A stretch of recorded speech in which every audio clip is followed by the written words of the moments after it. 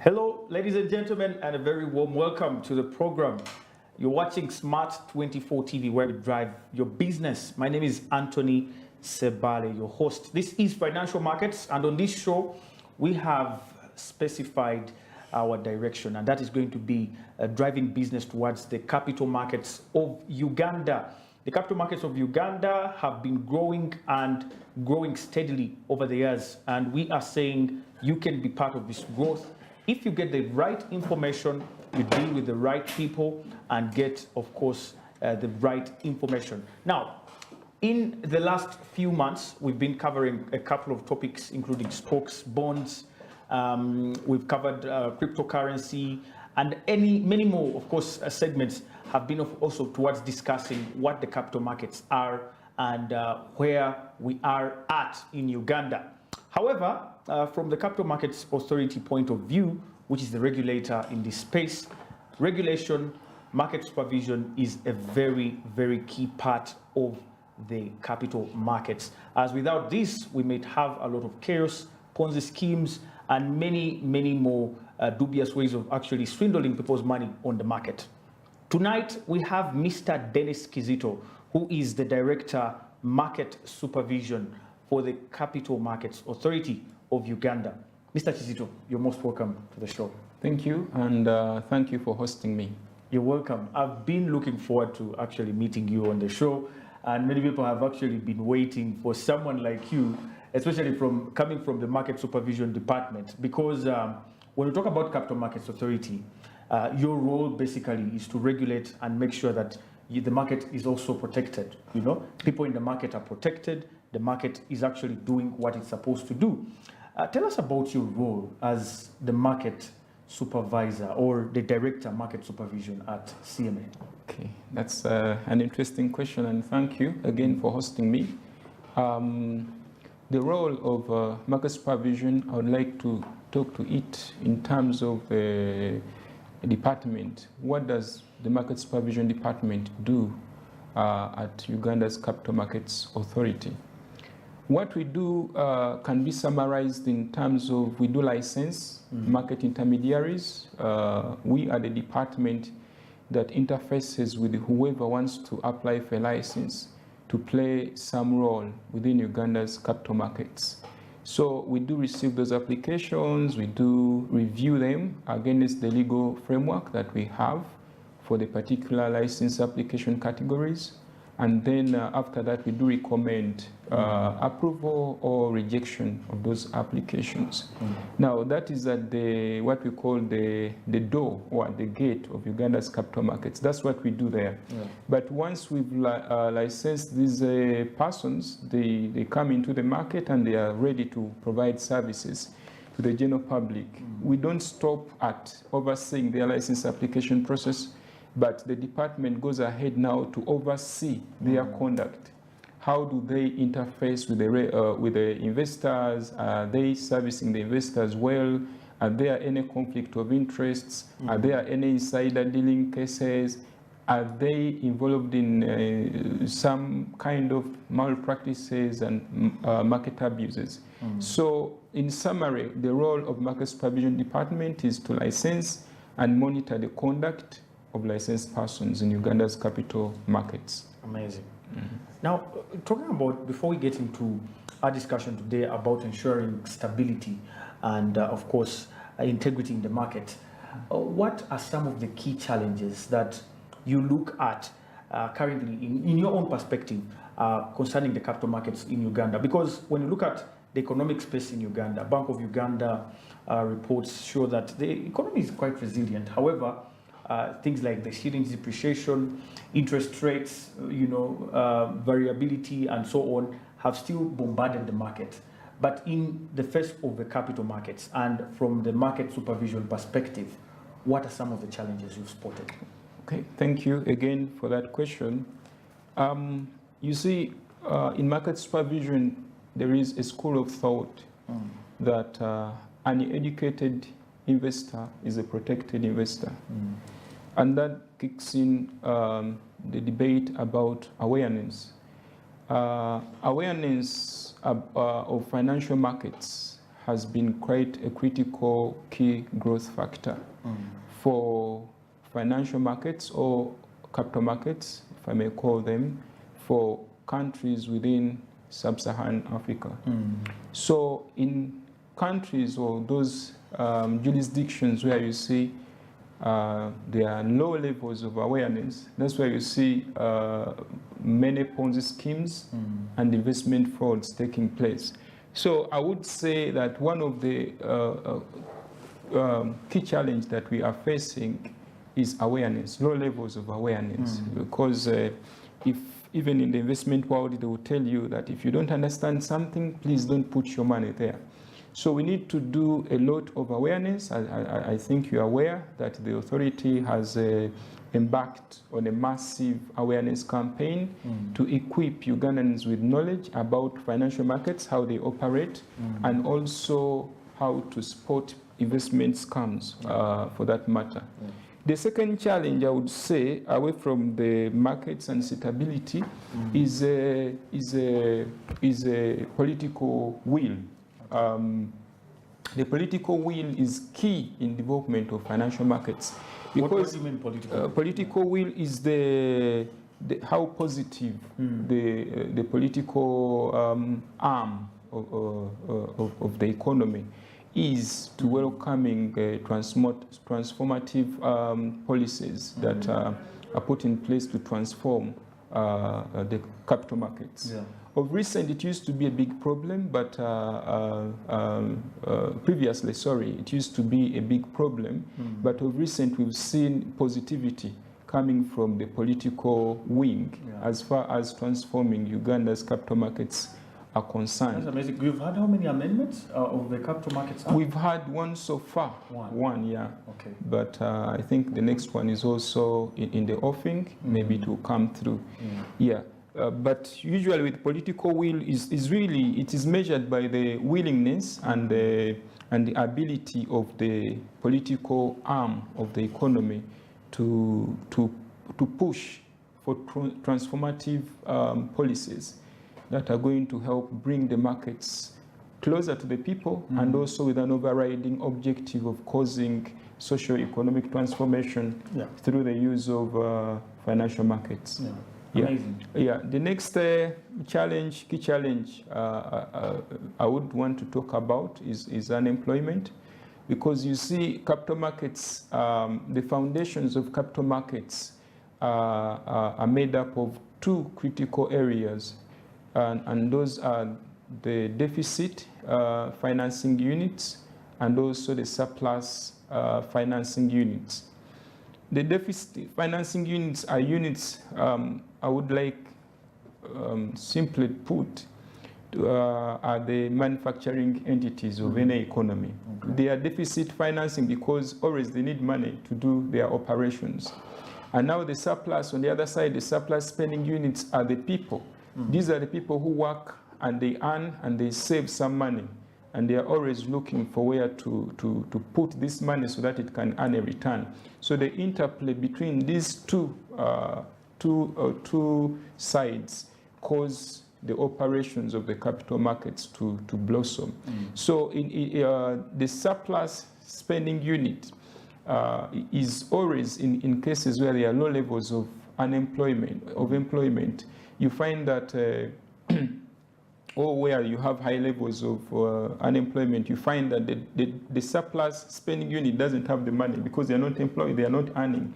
So, and you find the deficit side having no funding because the surplus spending unit doesn't have money to provide to the deficit financing unit. So really unemployment is a factor to watch out for, and you've seen in countries where there are low levels of unemployment how their financial markets have transformed and they have blossomed, the likes of the United States of America. And lastly, I would like to speak to the issue of investment scams. Like I said earlier, where you have low levels of awareness are synonymous with investment scams. If you try to do a quick research or survey, you will see that where there are low levels of awareness, that's where you find high levels of investment scams. Amazing. We're going to come back to that, investment scams. But let's discuss the role of the authority in the face of all these challenges. First and foremost, you regulate brokers, dealers, and investment advisors, who are the key players in the market. However, with the regulation also comes the burden to actually bear with the rules and regulations in the market. Now you have a market space which is very small, very few investors, and then when you bring heavy regulation, so to say, aren't you stifling? You know, where is the role of the Capital Markets Authority in the face of a small market like Uganda's market, but then also in the face of scammers, Ponzi schemes that are also coming to the market to infiltrate the market and actually scam people of their money? How do you balance that? Oh, thank you. I will speak on behalf of my colleagues, the legal people at the authority. I hope I will do a good representation here. As you hear the term regulation, regulation is knowing what is adequate for the market in terms of the rules and the regulations thereof. And you are right to say that it's always good to ask yourself what's enough at a particular moment, and also to determine what's enough by also looking at the other side of how developed the market is. Yeah. Usually the thinking has been that for markets which are still young in their development stages, it's better you give enough leg room so that people can be more innovative, and they can be innovative to drive the development of the market. And that has been our approach. The market is still young. There's no need for too much regulation. And that said, that's why the authority has come up with what we call a regulatory sandbox. The sandbox is going to help whoever has an innovative idea to come and be put under a controlled environment so that the authority can learn about this idea and see how to nurture or to grow this idea and transform it into a live market product.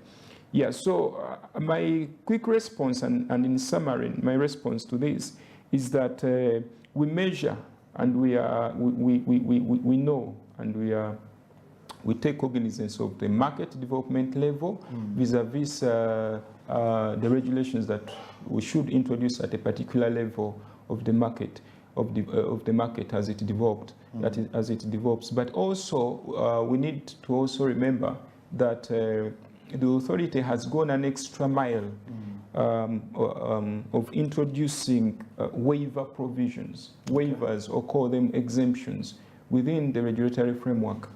So that is a symbol or a demonstration of how the authority has been so supportive of and cognizant of the stage of development of the market and how to facilitate market development. Wow. In the light of the sandbox, that was a very interesting idea, because it feels like a suggestion box which we used to have in high school, and you know, all the students would put their ideas in there, even the letters that are not as friendly, you know, they would be, that's when you could get a chance to actually put that, and that's, I think, a very, very good initiative.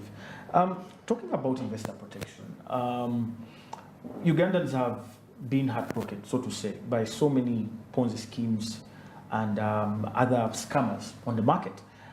Most recent one is Capital Chicken. We can talk about it because now it's already an open story. Everyone knows about it.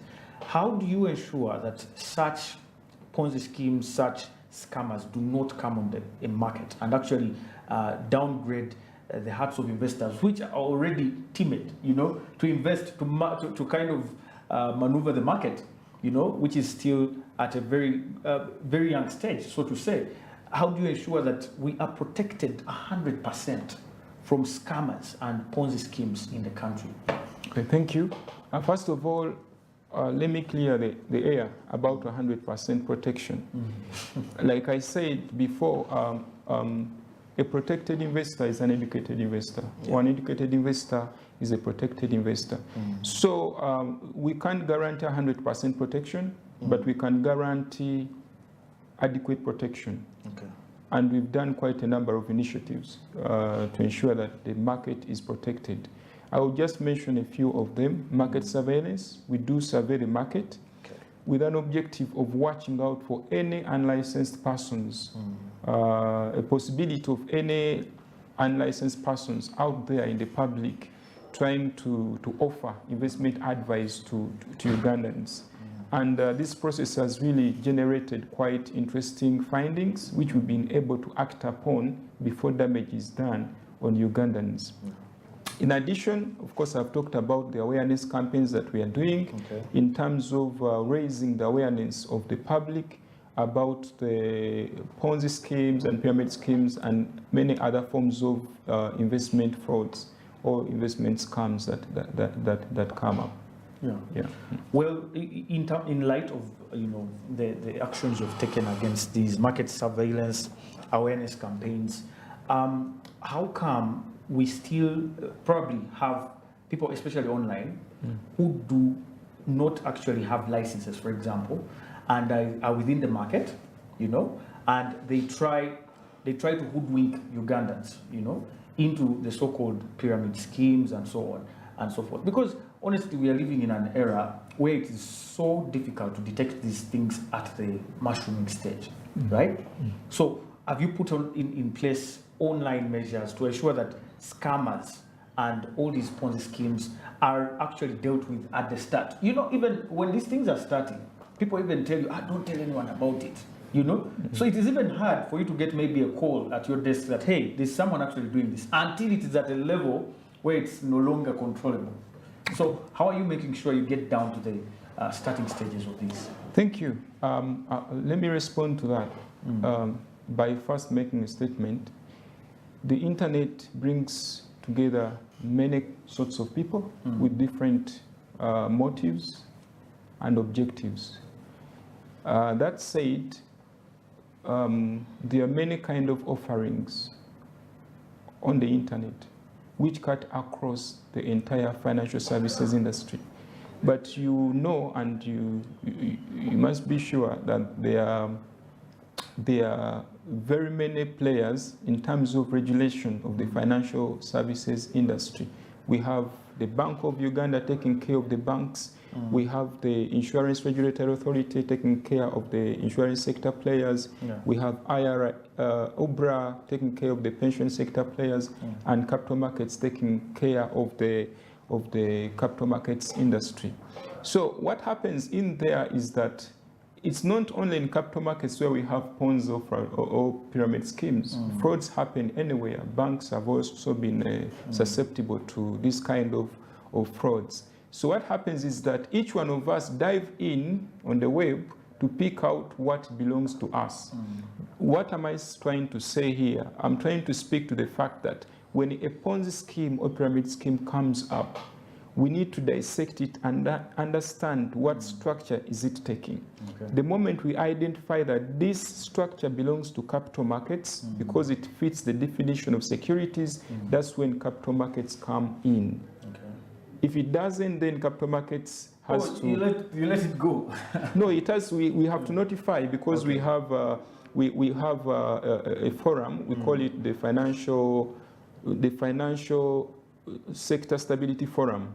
In that forum, we have all the financial sector regulators coming into one room, and they discuss matters pertaining to what is happening within the financial services sector. So in that arrangement, if we identify something as we survey the market and we identify something which does not belong to us, which does not fit the definition of securities, all we do is to notify who we think should be responsible for that. So I thought I needed to make that clear because we've really had all manners of calls, all manners of complaints, and some of them don't fit the definition of securities. But for those that fit the definition of securities, we've been able to take them on and reduce the damage, and in certain cases avoid the damage on behalf of the public. So your question was, what have we put in place to ensure that we have online visage of what is happening? Currently, the surveillance processes that we undertake are, I would say, remote. They are not live. But we are not resting. We've started on a project to automate our processes to ensure that we have live coverage and live feed into what is happening, both at the ends of those people we license and also the market on sites like social media, so that we can get real on-time data to be able to discern whether there are malpractices or abuses, so that we can intervene. Amazing. We're going to go for a very quick break, Mr. Tizito. And when we return, ladies and gentlemen, we want to look into how the Capital Markets Authority is promoting the market.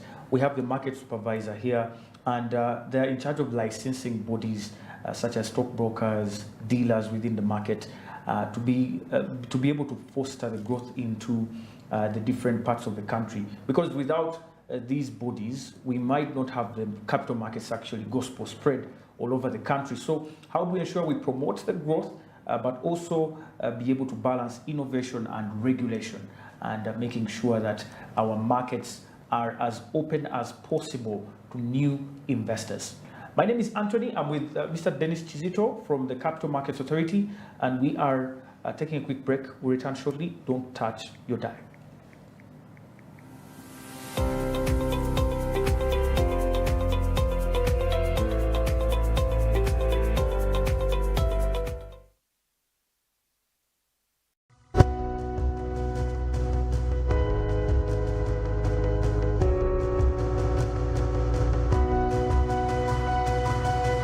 Smart 24, driving business.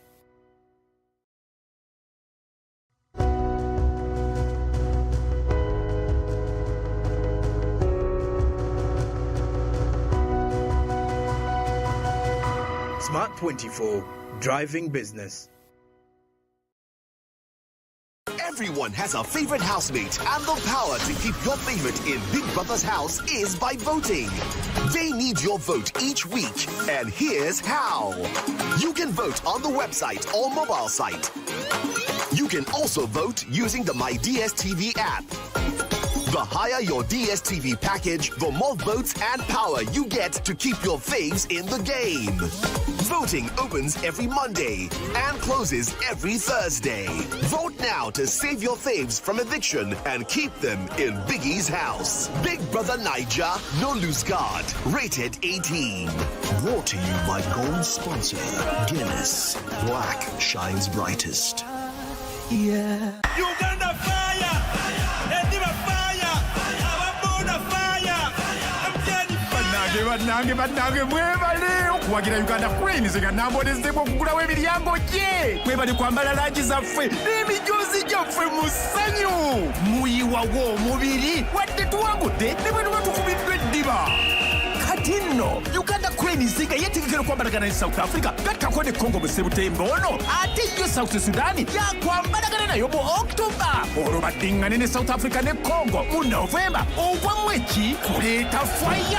Anti awali obuwagizi bwammwe Uganda Queens tewali kigirema. Uganda fire!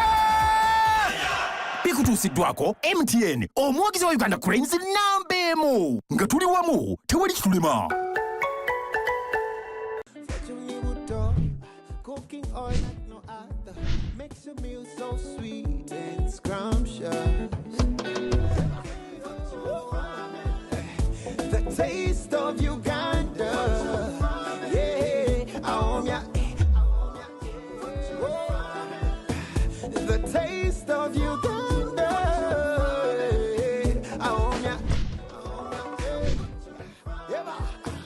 the taste.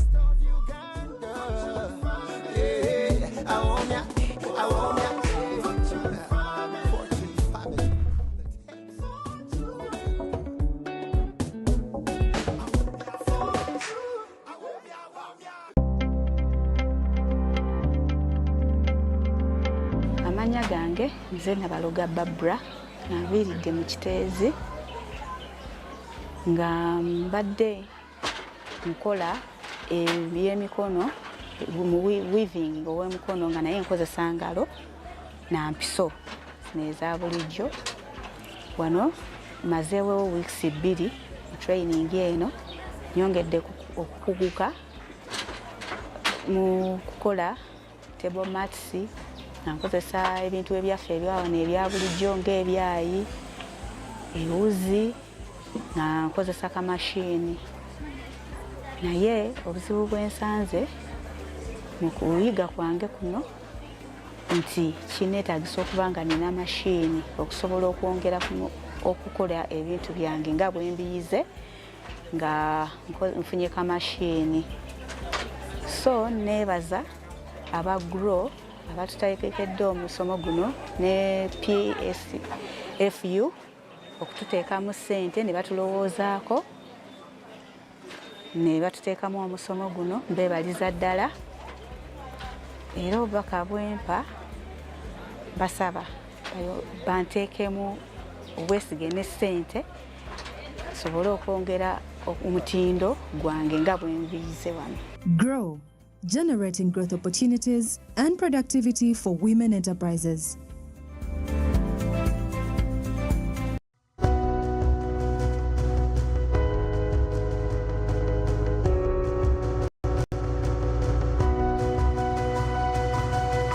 Smart 24, driving business.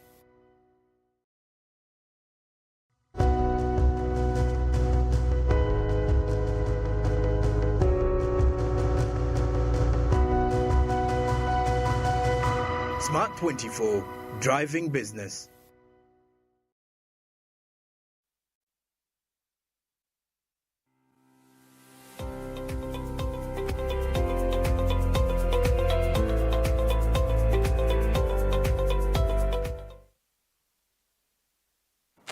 Welcome back to the program, and thank you for staying tuned on Smart 24 TV, where we drive your business. My name is Anthony, and this is Financial Markets. Remember to follow us on our socials.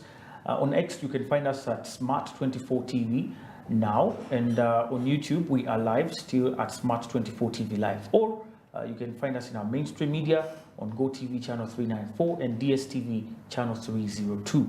Well, we're still diving into the discussion. How does the Capital Markets Authority ensure integrity and stability within the market? And tonight, I'm with Mr. Chizito Dennis, who is the Director, Market Supervision. Who can answer these questions better than him? None, I think. Mr. Chizito, continuing with our discussion, could you elaborate more? We've discussed, of course, investor protection. Could you elaborate more on investor confidence? Why we want to look at investor confidence? Because all the markets that have made it through have built the confidence. Investors have the confidence and they feel protected. For example, we have the DPF here, which has, at least keeps 10 million for the savers in the bank. So people feel like they are safe with any bank, so long as it's licensed by Bank of Uganda, and they know they can recover at least up to 10 million. Yeah. So how do you also boost investor confidence within the capital markets of Uganda? Okay, thank you. I will start off with something which is similar to the Deposit Protection Fund. Okay. Our equivalent is called the Investor Compensation Fund. Okay. We do have a fund which was put in place by the CMA Act to ensure that whenever investors incur monetary losses as they play within Uganda's capital markets, they are compensated. So that is one source of confidence in our market. And of course, we haven't used the Investor Compensation Fund since it was put in place, and that goes to say a lot about the stability of Uganda's financial markets. But that said, we do have other initiatives or other processes which we play to ensure that there is investor confidence, because without confidence the market is done. So some of those initiatives that we've undertaken, they include timely investor complaints resolution. We do require our licensed persons to resolve investor complaints within 3 months after receipt of a complaint. And in addition to that, we do require them to escalate those complaints that have not been resolved within the mandatory 3 months to us. And whenever those complaints come to us, we have a client service charter which stipulates the timelines within which we are supposed to resolve those complaints. So we expeditiously ensure that those complaints are resolved within the premises provided by the client service charter to the satisfaction of the investors, and that alone is one of the ways we try to promote investor confidence. Okay. The other is expeditious resolution of or execution of investigations. Investigations, once we identify potential cases of malpractices or abuse within our market, we quickly move in, we investigate to reach a conclusion of the matter. And once we've reached the conclusion of the matter, depending on whether the victims or the suspects are culpable or not, we move on to make the decision on whether to enforce or not to enforce. And we do have a strong enforcement system in place, and we have quite a number of cases that are being tried in court to ensure that investors are fairly treated and they get good redress of their issues. Yeah, thank you. Amazing. I think that really is a very wholesome statement when you say that the compensation fund has not even been put into use, which means the markets haven't actually faced any sort of consequences that would require a compensation fund, but it's available. And as he has mentioned, investors are protected in as regards their funds, no matter what happens, so long as I think they're dealing with a regulated and licensed very person. important. Yeah, very important. Yeah. Now, let's talk about promotion of growth of our markets. Recent reports from UBOS show that less than 1% of Ugandans know about capital markets. Yes, we see the stock market, we see the treasury bond and bills market. However, very few people actually get to understand and leverage the opportunities therein. When you look at dividends, for example, I've seen Umeme here just released their financials once again. MTN also recently released. You see people bagging almost billions, one individual, you know, and the rest of the Ugandans are just watching, right?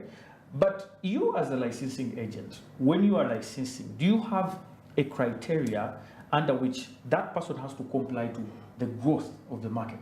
Because you license the brokers, you license these dealers, and these are the people that actually get to touch base with the market.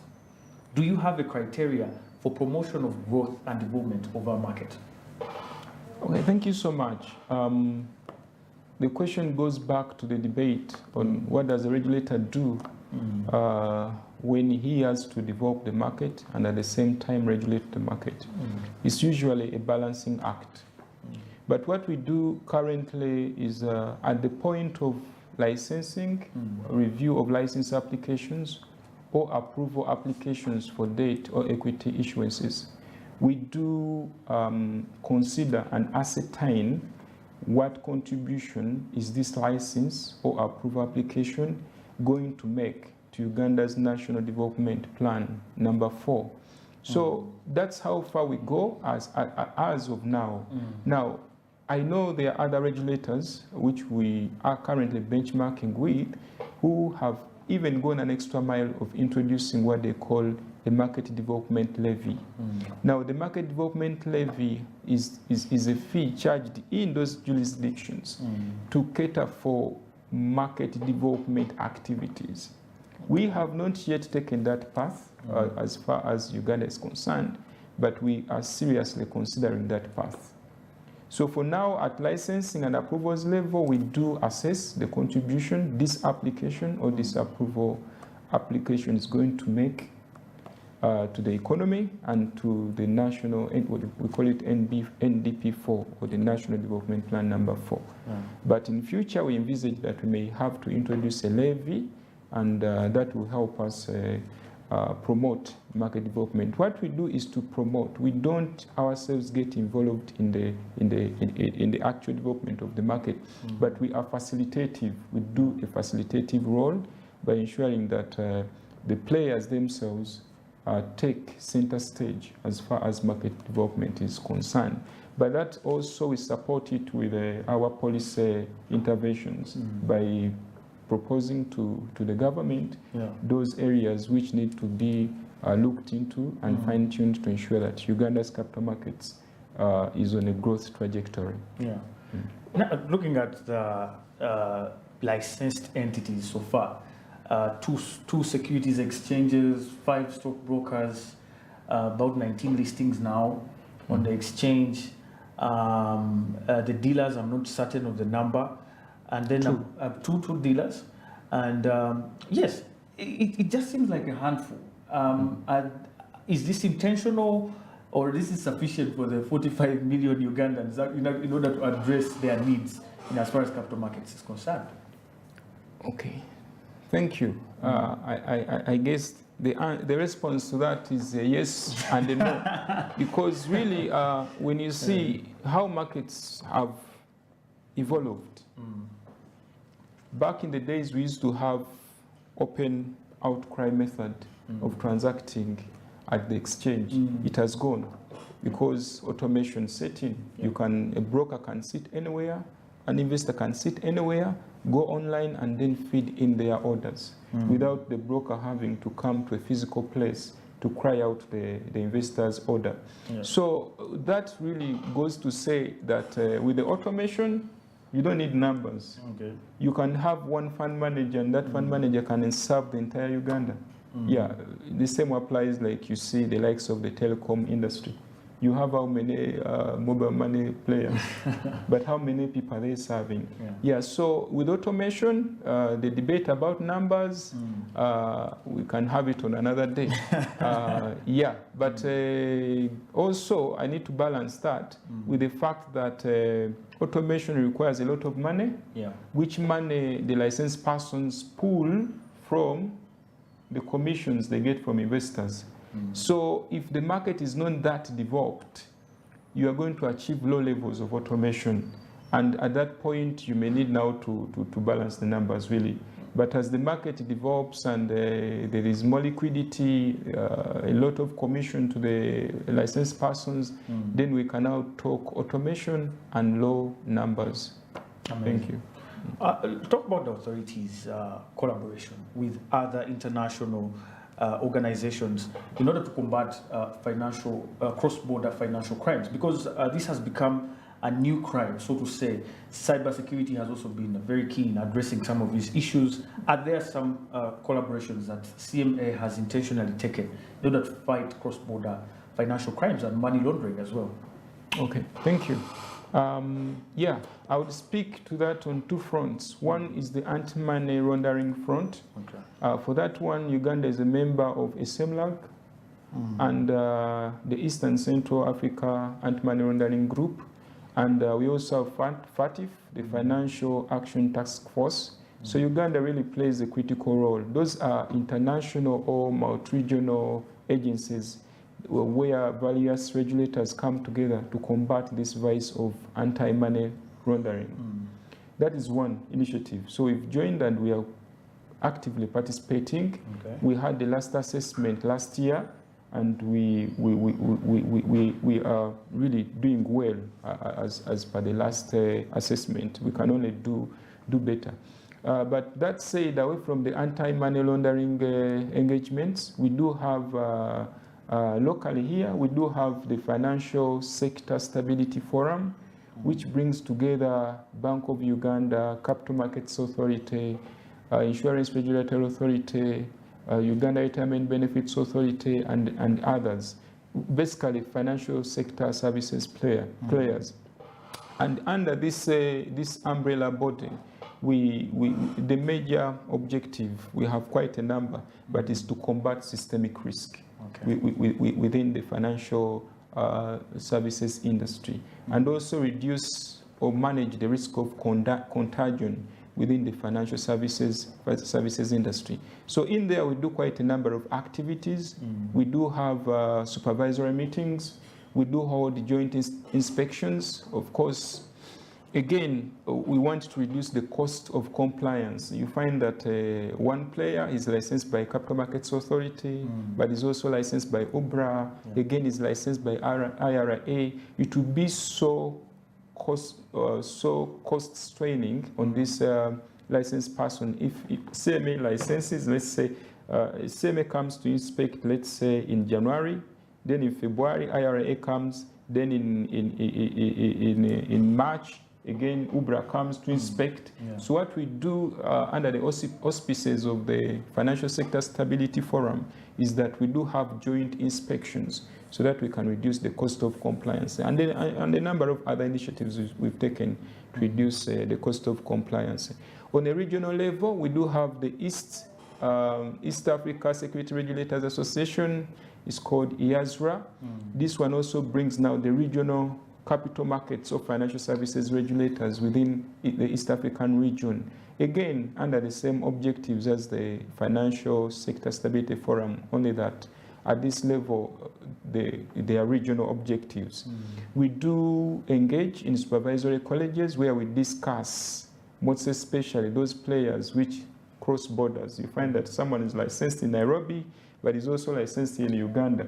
We do have close dialogue and other engagements to ensure that we discuss the issues, compliance issues regarding these people. And we also do benchmarking exercises to ensure that each one's supervisory processes are matching the best practices that there are in the financial services supervision industry. Amazing. Yeah. Well, looking at the market supervision, you have a mandate to, of course, grow the market and also at the same time regulate. Coming back to that, how have you ensured that there is a balance between the need for innovation and flexibility in the market, of course, keeping up with the trends as well in terms of technology and the global trends, as well as making sure that the market is safe for operation? Okay, thank you. Regulation comes from a risk management angle.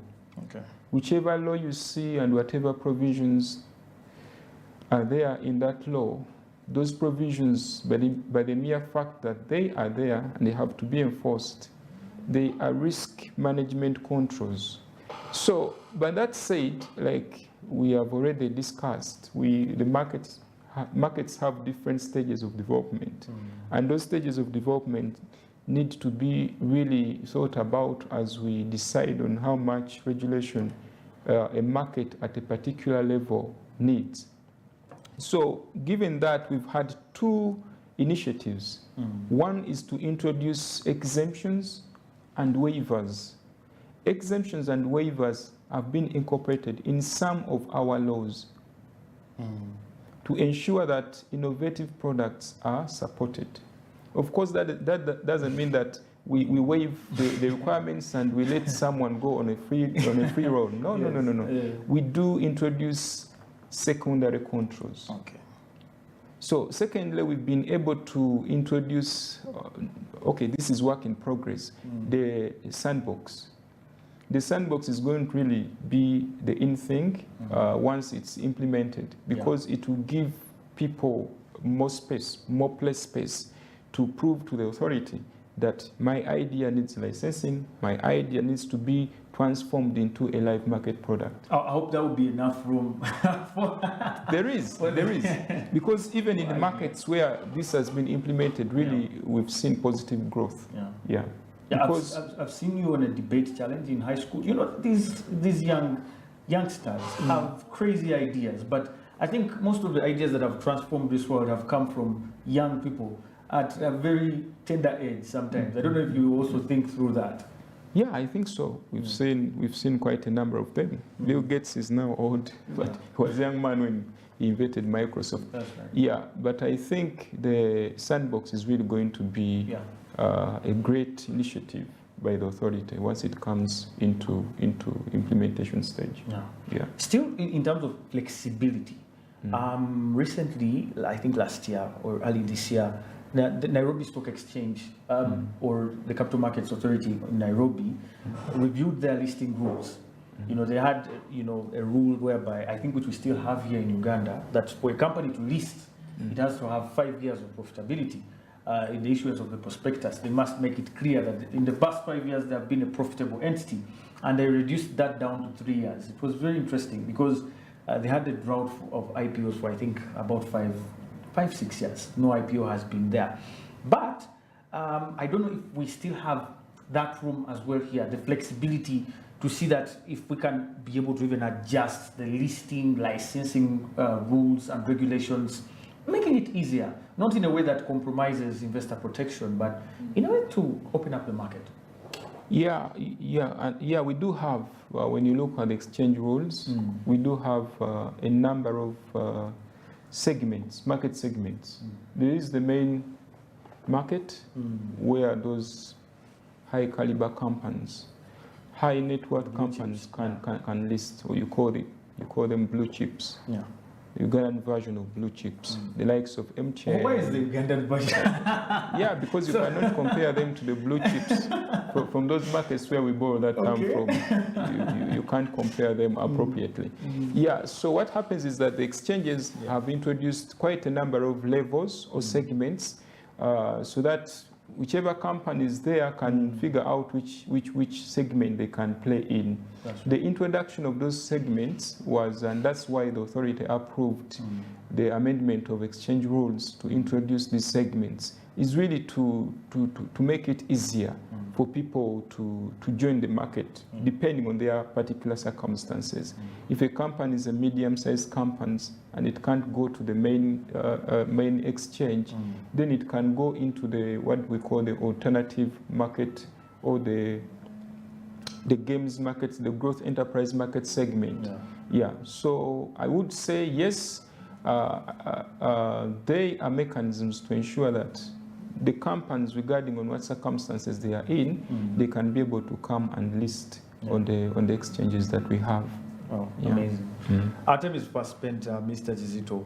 However, my final question would be, what message would you like to render to the viewers and to investors, market players, and the general public about the state of our Capital Markets Authority and, if any, need for action to be taken?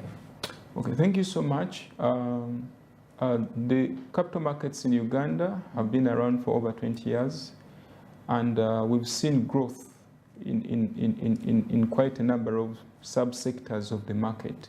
For example, the CIS, call them collective investment schemes, are about to hit 3 trillion. Now, these are investor deposits being managed through collective investment schemes.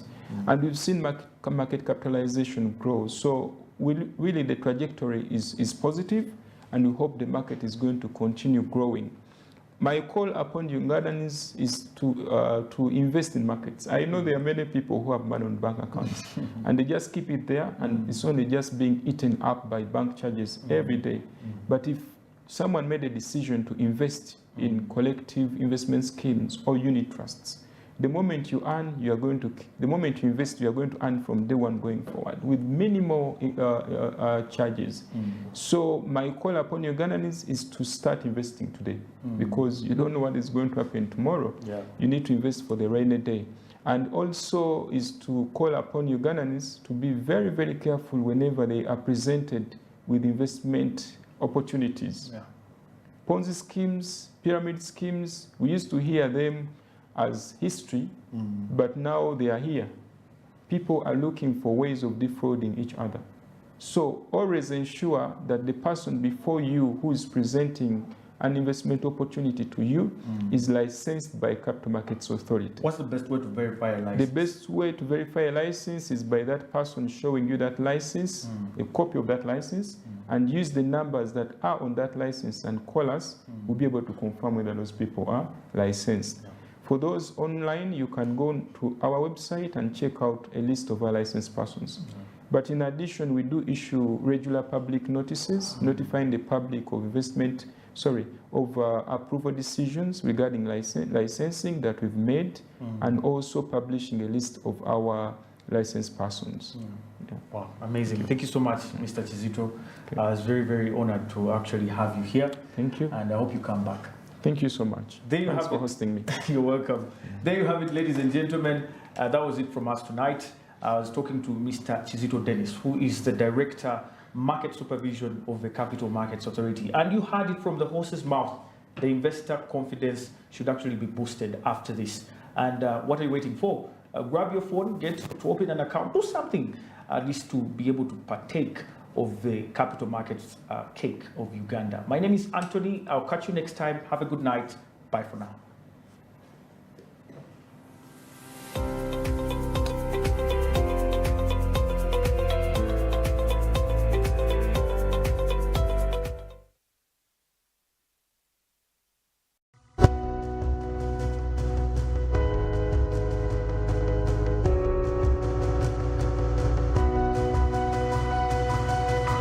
Smart 24, driving business.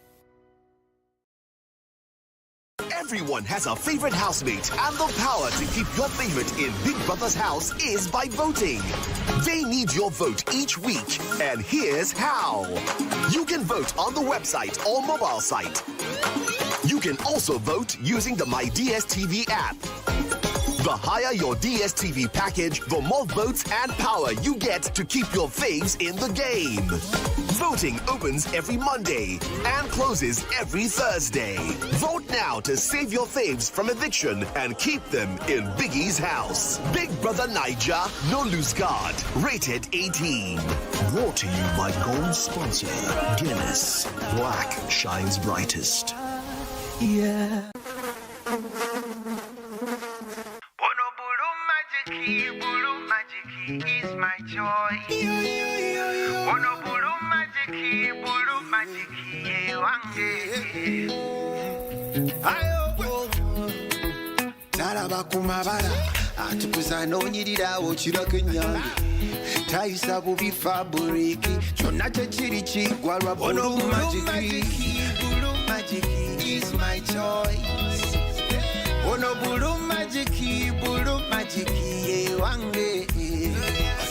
And the bulu magic is my choice. Hey, ono bulu magic ye wange. MTN ekutusaku papa patetu abusonga.